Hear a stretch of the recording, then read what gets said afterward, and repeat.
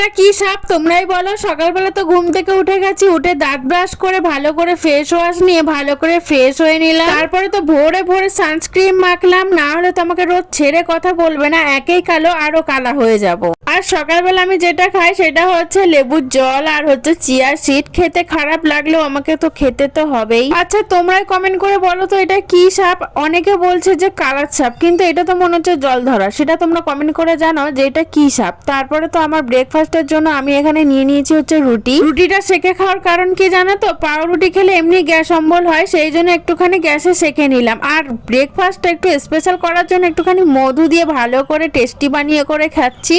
এত ভালো লাগছে খেতে যে ব্রেকফাস্টটা এইটাই খাচ্ছি প্রত্যেক দিন। আর এদিকে তো দুপুর হয়ে গেছিল, বা বানিয়েছিল হচ্ছে শিম আলু দিয়ে মাছের ঝোল। আর আমার না খুব ভালো লাগে, খুব ফেভারিট আমার এই ঝোলটা। খেতে তো আমার দারুণ লাগে। আজকের মতো ভিডিওটা এইটুকু, আসি তবে বাই।